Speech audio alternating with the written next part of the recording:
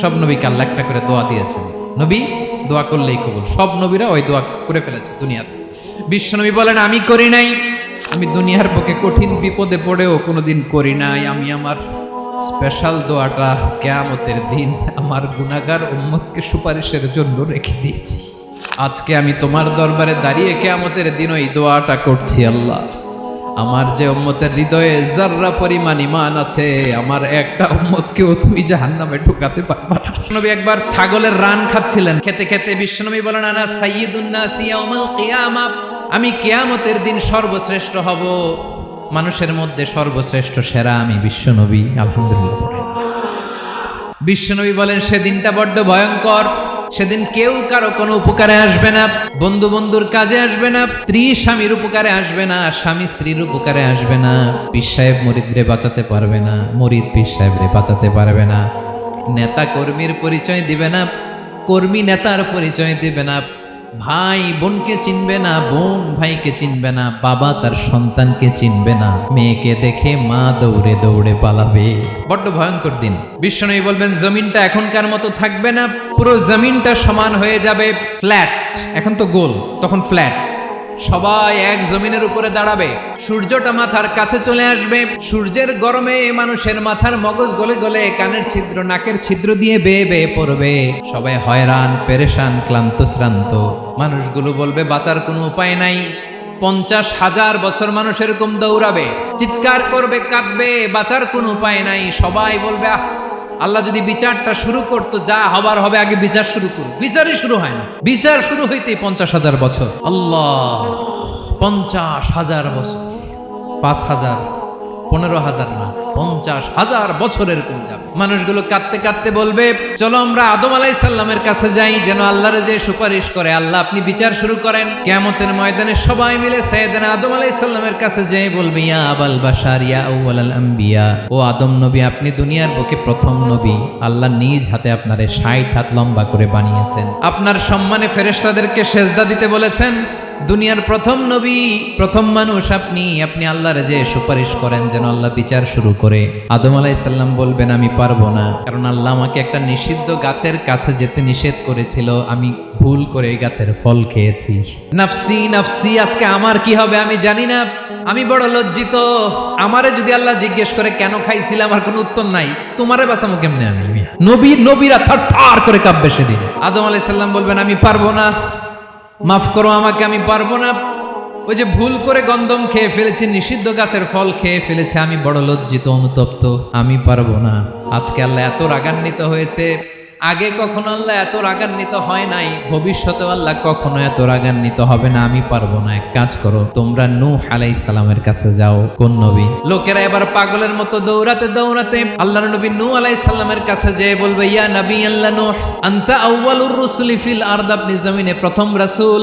আদম আলাইহিস সালাম নবী ছিলেন, রাসূল ছিলেন না, এই দুনিয়ার বুকে প্রথম রাসূল ছিলেন আল্লাহর নবী নূহ আলাইহিস সালাম।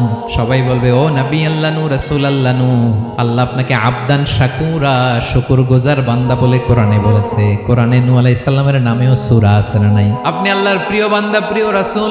দেখেন আমাদের কি দশা, ঘামতে ঘামতে শেষ, জমিনটা তামার জমিন, সূর্যটা মাথার কাছে, কি করবো আর পারি না, ঘামতে ঘামতে আর কত ঘামবো, কত দাঁড়িয়ে থাকবো। আল্লাহরে যে বলেন বিচার যেন শুরু করে। নূহ আলাইহিস সালাম বলবেন আমিও পারবো না, আমিও পারবো না, আমি আমার ছেলের জন্য এক কথা বলে ভুল করে ফেলছি।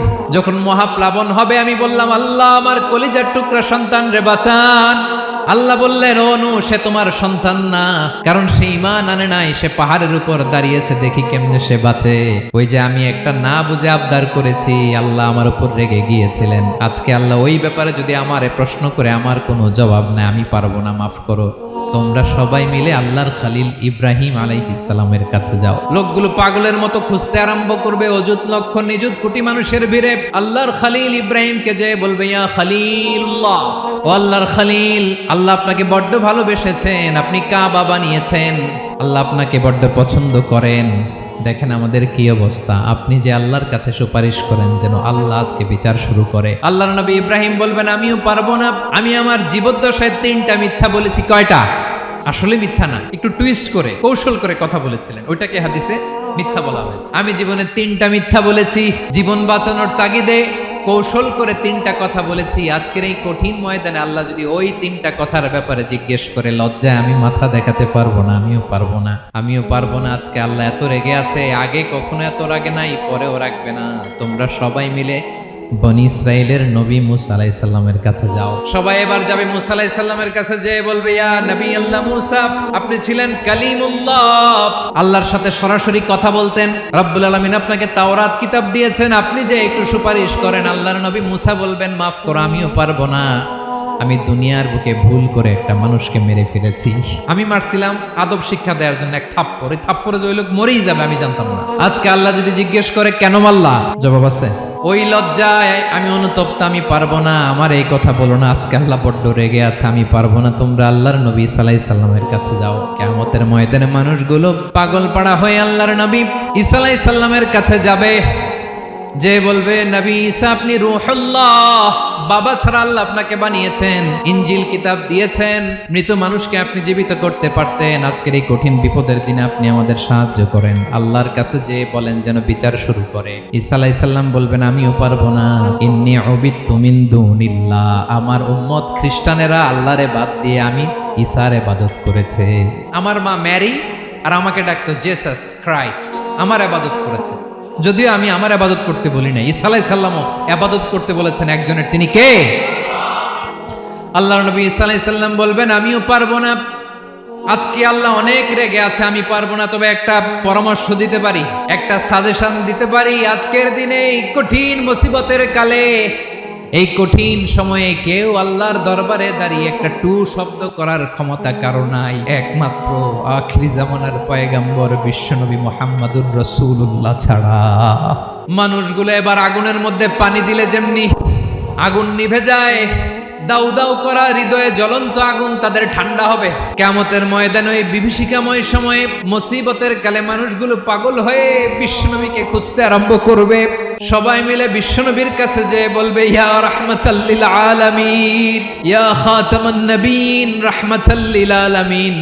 দেখেন আমাদের কি অবস্থা, কি কঠিন বিপদে আমরা আছি, দাঁড়াতে পারি না, সূর্যের আলোতে ঘেমে হয়রান। আজকে কেউ সুপারিশ করতে পারবে না। সব নবীরা অপারগতা স্বীকার করেছে, তারা বলেছে আপনি ছাড়া কেউ নাকি আল্লাহর সামনে দাঁড়াতে পারবেন না, আপনি একটু সুপারিশ করেন। বিশ্বনবী বলবেন, আসো আসো, আজকের দিনে আমি ছাড়া আল্লাহর সামনে কেউ দাঁড়াতে পারবে না। বিশ্বনবী মাকামে মাহমুদে যে আল্লাহু আকবার বলে সিজদায় লুটিয়ে পড়বেন। আল্লাহ রাব্বুল আলামিন বিশ্বনবীকে এমন কিছু চমৎকার শব্দ শিখাবেন, ওই শব্দগুলো দিয়ে আল্লাহর প্রশংসা করে বিশ্বনবী কাঁদতে আরম্ভ করবেন। বিশ্বনবী এমন ভাবে অজর দ্বারায় সিজদায় লুটিয়ে পড়ে কাঁদবেন, রব্বুল আলামিনের রহমতের দরিয়ায় জোশ লেগে যাবে। রব্বুল আলামিন এই দৃশ্য থেকে সহ্য করতে পারবেন না। রব্বুল আলামিন বলবেন, ইয়া মুহাম্মদ ইরফা রাসাক, ও নবী আপনি মাথা তোলেন, মাথা তোলেন, আপনার কান্না আমি সহ্য করতে পারি না। নবী আপনি মাথা তোলেন, সাল তুতা, আজকে আপনি যা চাবেন তাই দেব। নবী আপনি সিজদা থেকে মাথা তুলেন, সাল তুতা। বিশ্বনবী এবার মাথা তুলবেন। যে বিভীষিকাময় সময়ে প্রত্যেক নবী বলেছেন আমি পারবো না, প্রত্যেক নবী বলেছেন নফসি নফসি, আমার কি হবে আমি জানি না, আল্লাহ আমারে বাঁচাও। প্রতিটি নবী বলবে নফসি নফসি, আল্লাহ তুমি আমারে বাঁচাও, আমারে বাঁচাও। বিশ্বনবী মাথা তুলবেন, তুলে বলবেন রব্বি হাবলি উম্মতি, আল্লাহ তুমি আমার গুনাহগার উম্মতকে বাঁচাও। এই দুনিয়ার বুকে রব্বুল আলামিন সব নবীকে একটা করে দাওয়া মুস্তাজাবা দিয়েছেন, মানে যে দোয়া করলে কবুল হয়ে যায় সাথে সাথেই। দাও বিহা, দুনিয়ার সব নবীরা ওই দোয়াটা দুনিয়ায় করে ফেলেছে। সব নবীকে আল্লাহ একটা করে দোয়া দিয়েছেন, নবী দোয়া করলেই কবুল। সব নবীরা ওই দোয়া করে ফেলেছে দুনিয়াতে। বিশ্বনবী বলেন আমি করি নাই। ওয়া ইন্নী আখতাবিউ দাওয়াতি শাফাআতান লি উম্মতি ইয়াউমাল কিয়ামাহ, আমার ওই স্পেশাল দোয়াটা আমি দুনিয়ার বুকে কঠিন বিপদে পড়েও কোনোদিন করি নাই। আমি আমার স্পেশাল দোয়াটা কিয়ামতের দিন আমার গুনাহগার উম্মতকে সুপারিশের জন্য রেখে দিয়েছি। আল্লাহ বলবেন নবী ইরফা রাসাক, মাথা তোলেন, আর কাটবেন না। বিশ্বনবী মাথা তুলবেন। আল্লাহ বলবেন সাল তুতা, আপনি যা চাবেন তাই দেব। ওয়াশফা তুশাফা, সুপারিশ করেন, সুপারিশ কবুল করব। বিশ্বনবী বলবেন আল্লাহ ওই স্পেশাল দোয়াটা দুনিয়াতে করি নাই, আজকে আমি তোমার দরবারে দাঁড়িয়ে কিয়ামতের দিন ওই দোয়াটা করছি। আল্লাহ আমার যে উম্মতের হৃদয়ে যাররা পরিমাণ ঈমান আছে, আমার একটা উম্মতকেও তুই জাহান্নামে ঢুকাতে পারবা না। বিশ্বনবী পাগলের মতো একবার হাউজে কাউসারে যাবেন, একবার সিরাতে যাবেন, একবার পুলসিরাতের দিকে, একবার হাউজে কাউসারের দিকে পাগলের মতো দৌড়াতে থাকবেন, তার কোনো গুনাহগার উম্মত যাতে জাহান্নামে ঢুকে না যায়।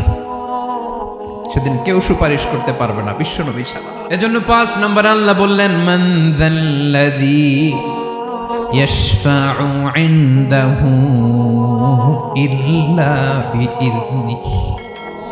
কার সাহস আছে, কার এত বড় বুকের পাটা কিয়ামতের কঠিন দিন আল্লাহর সামনে দাঁড়িয়ে সুপারিশ করবে? কারো ক্ষমতা নাই। বিশ্বনবী সেদিন সিজদায় পড়ে উম্মতের জন্য কাঁদবেন, সবাই কাঁদবে, নফসি নফসি, আল্লাহ আমারে বাঁচাও, আল্লাহ আমারে বাঁচাও। বিশ্বনবী বলবেন, উম্মতি উম্মতি। বিশ্বনবী আমার জন্য কাঁদবেন, আপনার জন্য কাঁদবেন, আমাদের জন্য সেদিন কেঁদে কেঁদে জাহান্নামের দরজায় দাঁড়িয়ে আমাদেরকে টেনে টেনে জান্নাতে ঢুকাবেন। এজন্য এই বিশ্বনবীর ভালোবাসা যেন আমাদের হৃদয়ে ভরপুর থাকে। আমার ভাইয়েরা, প্রতি শুক্রবার বিশ্বনবীর উপরে বেশি বেশি যেন আমরা দুরূদ পড়ি। আমরা যখন বিশ্বনবীর সালাম দেই, দুরূদ পড়ি, একদল স্পেশাল ফেরেশতা আছে যারা বিশ্বনবীর দুরূদটা নিয়ে সরাসরি বিশ্বনবীর রওজায় যায়, যে বলে অমুকের বেটা অমুক আপনারে সালাম দিয়েছে। বিশ্বনবী নিজ কবরের থেকে নিজেই সালামের উত্তর দেয়। বিশ্বনবীর ভালোবাসা যেন আমাদের হৃদয়ে থাকে, বিশ্বনবীর সুন্নাহ দিয়ে যেন আমাদের জীবনটাকে সাজাই। পারা যাবে ইনশাআল্লাহ। বিশ্বনবীর ভালোবাসা ছাড়া কেউ জান্নাতে ঢুকতে পারবে? বিশ্বনবীর পক্ষে আমরা বলবো, বিশ্বনবীর পক্ষে আমরা লিখব, বিশ্বনবীর জন্য আমরা আমাদের কলিজার রক্ত বিলিয়ে দিব, ঠিক কিনা বলেন? সেদিন বিশ্বনবী ছাড়া কেউ সুপারিশ করতে পারবে না। 5 নম্বর আল্লাহ বললেন, মান যাল্লাযী ইয়াশফাউ ইনদাহু ইল্লা বিইযনি। কে আছে সুপারিশ করবে আল্লাহর সামনে? আর আপনি আপনার বাবার দরবারে যে সেজদা দেন, হ্যাঁ, ইব্রাহিম আলাইহিস সালাম থারথার করে কাঁপবে আর বলবে, নফসি নফসি, আল্লাহ আমারে বাঁচাও। মুসা আলাইহিস সালাম থারথার করে কাঁপবে, আল্লাহ নফসি নফসি, আমারে বাঁচাও। আর আপনি পীরের দরবারে যে সেজদা দেন, কোথায় আছেন আপনি? খবরদার, কেউ বাঁচাতে পারবে না। যাকে ইল্লা আল্লাহ যাকে অনুমতি দেন, বিশ্বনবীকে দিবেন, নবীদেরকে দিবেন, এরপরে আল্লাহ তার স্পেশাল ওয়ালিদেরকে, মুত্তাকিনদেরকে, শহীদদেরকে, সিলেক্টেড বান্দাদেরকে দিবেন। কিন্তু কাকে দিবেন, কার জন্য দিবেন, দুনিয়ার কেউ জানে না। একজন ছাড়া, তিনি কে? আল্লাহর ওয়ালিদেরকে, নেককার লোকদেরকে আল্লাহ সুপারিশের অনুমতি দিবেন। কিন্তু আপনি যারে মানেন, যার পায়ে সেজদায় লুটিয়ে পড়ে থাকেন, তারে যে আল্লাহ দিবেন, এটার কোনো গ্যারান্টি আছে? কথা বলেন। এজন্য জপতে হবে একজনের নাম, আওয়াজ করে বলুন, তিনি কে?